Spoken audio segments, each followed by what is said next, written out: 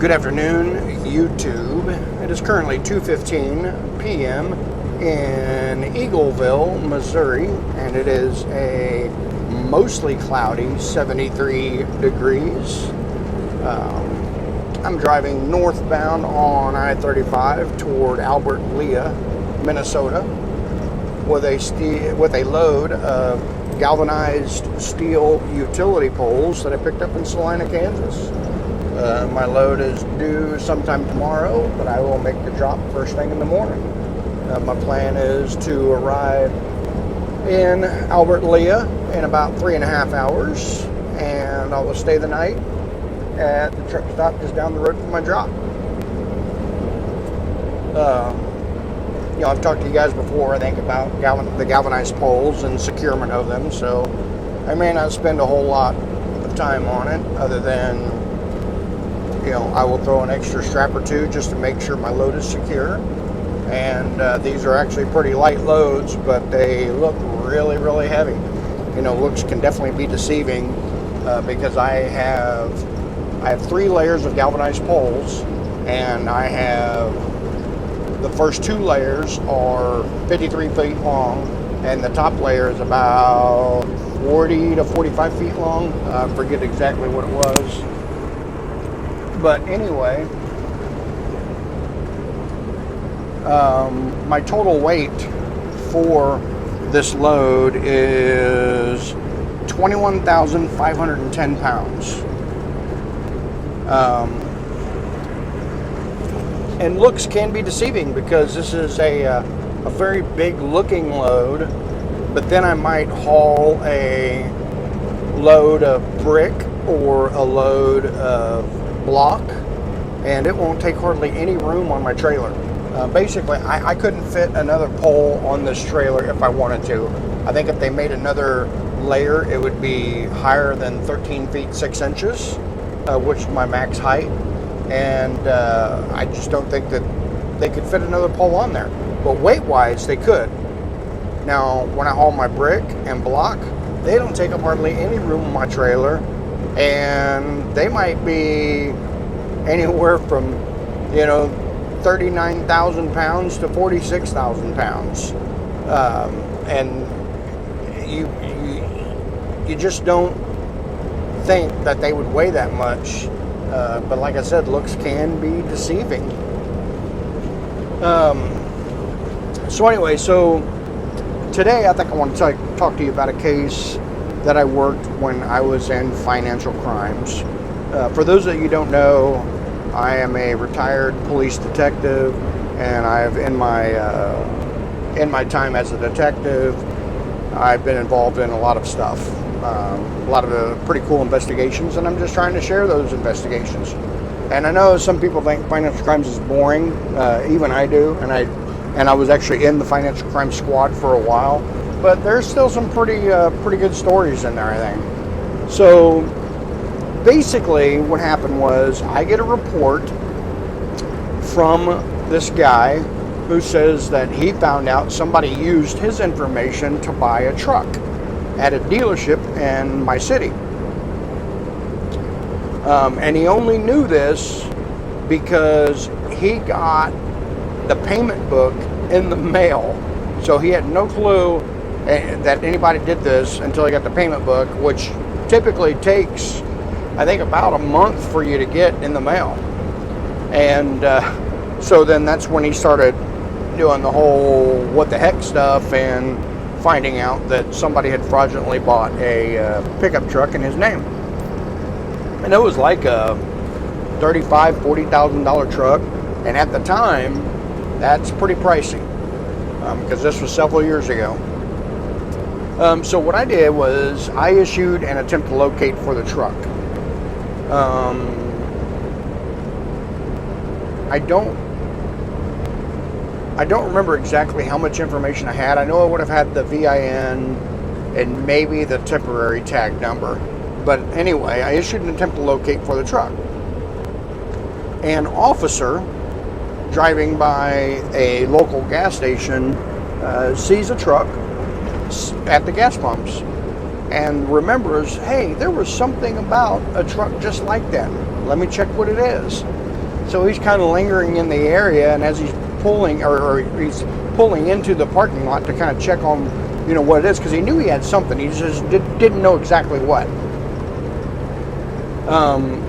The driver comes out of the store, out of the gas station, gets in the truck, and just hauls ass, just takes off. Well, still at this point, this cop is like, I know there's something about this truck, but I'm not sure what. So he starts following it at a safe distance. Doesn't actually get in a pursuit with it, but he follows it at a safe distance because he's still not sure exactly what he has. He ends up finding the truck crashed into some trees.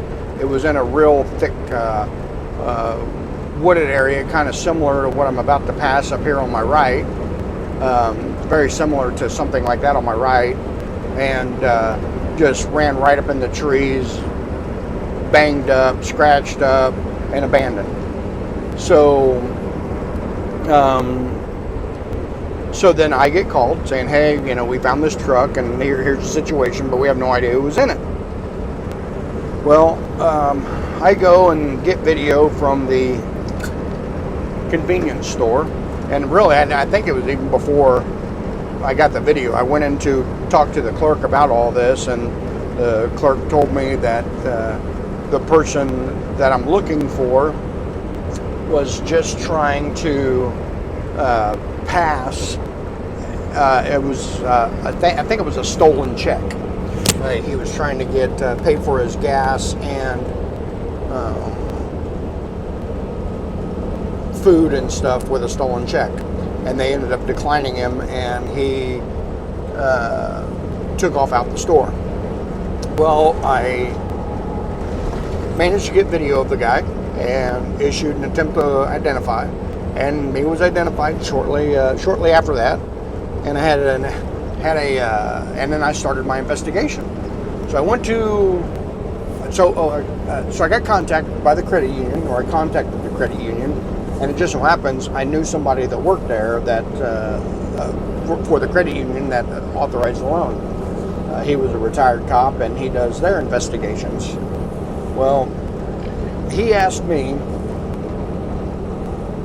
to look into paperwork between the credit union and the dealership, because at that time the dealership was trying to push the financial responsibility off onto the credit union because the credit union had authorized the loan.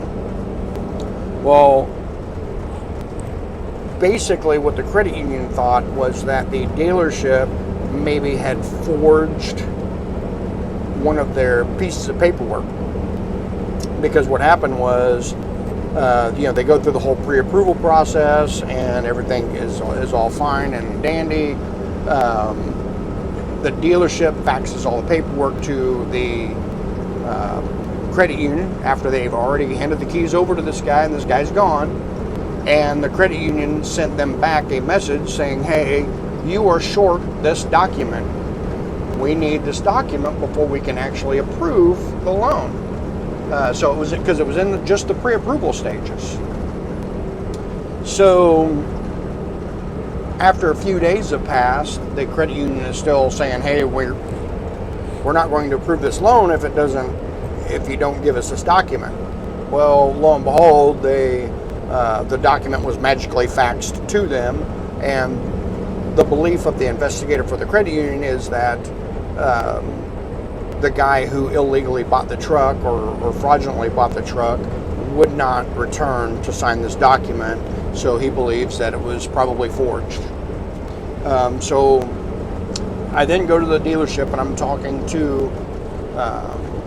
to them, and they made kind of a comment that I really didn't care for. They they said, well, I guess we should have sold him the $50,000 truck instead of the $40,000 truck. I thought that was pretty trashy for them to think something like that. But anyway, basically what happened is this guy comes in with a temporary ID. In my state, when you go get your ID, they will issue you a paper temporary ID. Well, those things are super easy to make on a computer, and that's what he did. Made himself up with a temporary ID with his picture, but the other guy's name. the victim's name. He used that ID to purchase a truck. I then asked the dealership about, why are you accepting this paper ID? And they told me that it's actually a very common theme. They said a lot of people will go get their licenses or get a new license and then want to get a new vehicle. I had no clue, but apparently it's pretty popular. So then they said that they did all the sale and sold this guy the truck. Well, then I asked them about the paperwork, and they said, "Oh, no, he came back and signed it." And I called him out and said, "Really? This guy fraudulently bought this truck, and then 3 or 4 days later, or whatever, he came back and signed this paperwork that was required for the final approval of the loan?" And they tried to assure me, "Oh, yeah, he did it." And basically, they were we were having that conversation of, hey, the financial responsibility is going to fall on the credit union and not us, because they're the ones that authorize the loan. Well, that's when I told them, I said, well, as part of my investigation, if this continues like this, I think what I'm going to do is I'm going to have to do a handwriting sample, because the credit union does not believe that this happened. And I'm going to have to get a handwriting sample from the suspect, should I be able to find him, and then we'll make the determination on whether or not he signed the paperwork. Well, magically at that moment, the sales manager decided, you know what, we'll just turn it into our insurance. We won't worry about the bank. It's what I call a clue, people. I believe that even though it would be civil, I believe it would be more civil than criminal. But they forged this guy's signature on a loan application that would not have been otherwise approved, and they had already let this guy walk out the door with this $40,000 truck. So I want to say this guy's name had come up in some other fraud and forgery type crimes while I was looking for him, and had people looking for him. And ultimately, he was arrested. And during that time, I found out that he also, it was right before he was arrested, I found out that he also recently tried to use the same guy's name to buy a $60,000 BMW at our BMW dealership. Okay? The only reason he got declined was the victim's credit was frozen. Like he had some kind of a fraud alert put on his credit, and basically nothing gets approved without double and triple checking. So when this guy gets denied the $60,000 vehicle, he's on the phone with the banks telling them they need to unfreeze his credit so he can buy this car. Okay, and finally the dealership just said, you know what, we're not gonna go through with the deal right now. You need to straighten out your financial situation and then come back and talk to us. But they were on the cusp of selling this guy a $60,000 BMW. So then he gets arrested. Well, I don't seem to remember. I think maybe he invoked his right to an attorney or right to be silent or something, because I don't really remember if I did much of an interview with him. So I believe that's probably what happened. So I ended up booking him in jail for identity theft and auto theft and probably some other things that applied, and attempted theft, I think, from the other dealership. So one of the things I get to do when I arrest somebody is I get access to anytime they make a phone call, and I get to listen to the recording of that. It's something that I don't do for every case because I just don't have enough time to do that for every case, but there are some cases where I will pull them up, pull up all their information, and it will tell me how many calls they made and who they called. So I did that with this guy, and he was on the phone with his dad, and his dad started telling him, says, "Hey son, I'm gonna call the dealership and give this car back since you're in jail." And his dad was like a business owner and had a really nice place and was actually really well off. And, well, the suspect ends up getting worried and just tells him, Dad, don't worry about it. I guarantee I bought that car with my money, and I promise you I did, and I'll take care of it when I get out of jail. Just please leave it where it's at. Leave it in the garage. So then at that point, I think, you got to be kidding me. This guy has went out and bought another frickin' car. So I end up doing my investigation and or conducting more investigation, and found out that he had gone to another city about 65 miles away and had bought a different $60,000 BMW using somebody else's identity. And what I found out was the dealership had actually been able to uncover pretty quickly that it was a fraudulent purchase. They actually had GPS on that car, and our agency had already recovered that. And really all they wanted was their car back, and which is why I never knew about it, because the officers that went out and recovered it for the agency, that's all they did, was they go out and they knock on the homeowner's door and say, hey, we need to take this BMW because it was fraudulently purchased, and he went ahead and let it go. And how I ended up finding that out was when I went out to the house to look for the BMW, I knocked on the door, Dad answers the door, I tell him what happened, and he tells me, officers were out here 2 days ago and picked it up. I actually tried to get the guy prosecuted in that city or in that county, but they wouldn't. It was one of those things that they have more important things to do other than financial crimes type situations. But a guy like that basically makes his living committing financial crimes. So in the time that I was investigating him, he bought the $40,000 truck under somebody else's name, tried to buy another $60,000 BMW, had attempted to use at least 2 stolen checks, and also bought another $60,000 BMW, all within about 2 or 3 weeks. So, yeah, that guy was was something else. And he actually is really easy to identify because his eyes are weird, and people will describe him as having really dark eyes with a glare to them.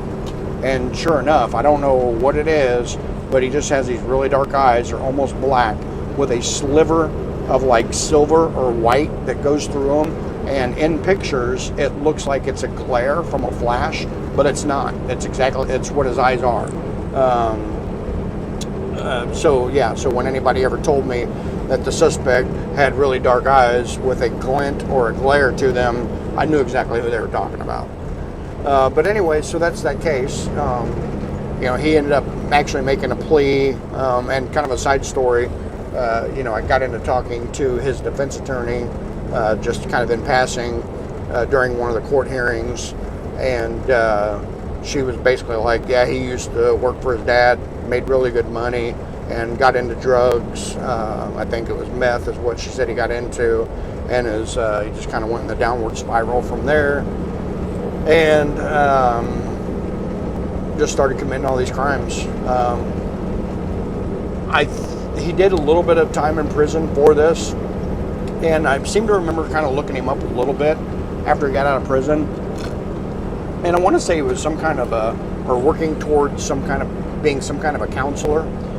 So I really hope that this is one of the situations where prison sentence or prison time really kind of squared somebody away. Gets them away from the people they need to get away from, gets them away from the substances they need to get away from, and hopefully gives them a new start. And that's what I hope this guy did. But anyway, so that's my story. If you like my videos, give me a like. If you don't like them, give me a don't like. Give me some comments on my videos. Share them. Hit that notification bell if you want to be told of other videos. And hopefully I'll figure this YouTube thing out soon, because I put out a handful of videos and I get a little bit of views, but not many. And but I'm not sure if I'm actually tagging them the right way. But time will tell. Anyway, if you guys like them, give me a like, and if you don't, give me a don't like. Until next time.